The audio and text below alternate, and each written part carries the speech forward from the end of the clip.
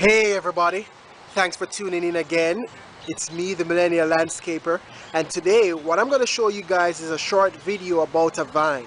Now this little vine here, it's growing in a very peculiar place, but I'm going to use it as an example to show you guys why I love to use vines. My favorite thing to do with vines is using it as a ground cover, and my number one ground cover vine is the Vinca, also known as a periwinkle. The periwinkle has these small blue flowers, and I like it because it's a small quick attraction in spring.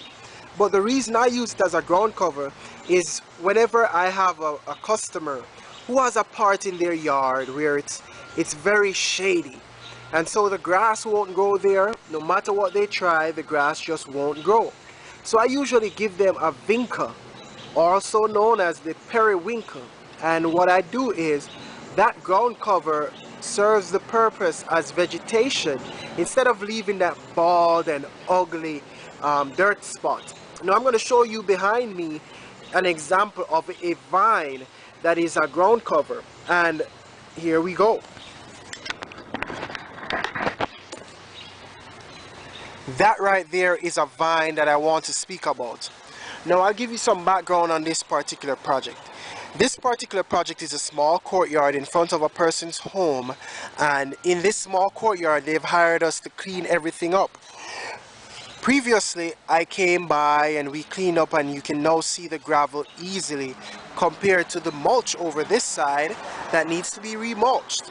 See, and it's easy to differentiate between the gravel and the mulch because we cleaned it up. I deliberately did not remove that one piece of vine yet, just so I can show you guys how easily vines will attach themselves to the ground. And so even though this area is graveled and is full with gravel mulch, the vine quickly spread into this area, and it stretched all the way down through the gravel, and it still grabbed its roots to the soil, and this vine is all of a sudden growing in the gravel area. And that's how it ended up getting into this area, because it's overgrown, but even though it has gravel mulch, the vine quickly stretched its roots down and grab a hole. Now I'm going to walk around and enter the courtyard, so just follow me as we take a closer look.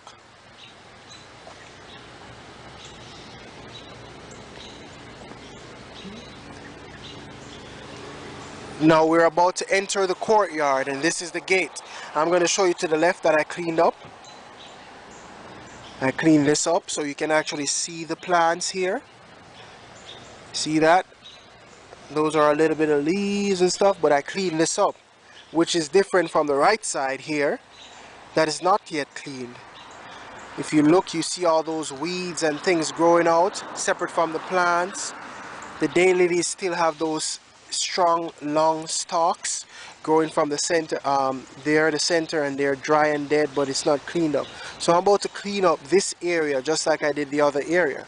But let's look inside of the courtyard here. This side has not yet been cleaned, and I'm about to go take care of this side of the courtyard. There you go. If you look, it's a lot of overgrown vegetation. All of that stuff needs to go. Look at this big one here. That is not supposed to be there. And that is what it used to look like over on the other side here. See the other side? All gone. All cleaned up. And there you go. Taken care of. Now we're about to do this for the other side. See? That's the difference. We're going to show some pictures at the end of the video to let you guys see what everything looks like in the end. Now let's go inside closer, and when we get inside we'll take a look at vines growing in here. Alright, now first of all, before we look at this mess, we're going to look at that one vine that I spoke about in the beginning. Let's go back over this side. Here we go. Let's find the vine. There it is. Now if I grab the vine here, you'll notice most of this vine is loose. Right there it's grabbed the roots, and I'm going to dig down and remove this part that is grabbed the roots right there.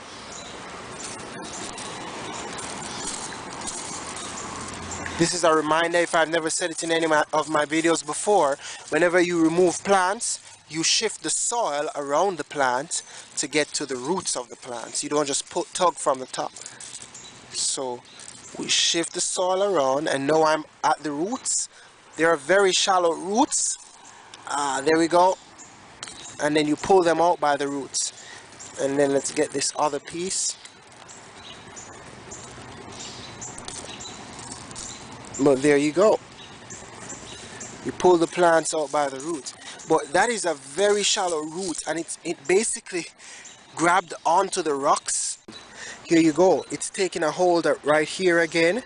And even though it took a hold at that one spot, the vine still is growing all the way down here. See that? And that all of the nutrients is coming from this one spot that it took a hold.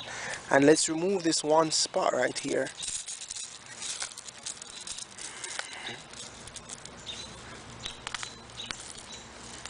See, there you go. That's what the root looks like. Very shallow root. So you got to be careful whenever you're doing this. Just know that whenever it's time to clean up, your vines will grab hold to very shallow areas.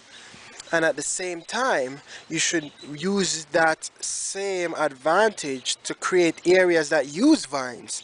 For example, I like to use vines on the trees. Let's look at an example over here. In this mulched area, the person actually wants the vine to be here. So there it is. They have the vine growing up in this area, and it's just mulching this area. And it's doing a good job surviving here. So vines can survive in the odd and peculiar places that you can't get your plants or your trees or your bushes to survive in. So you can use vines for that purpose.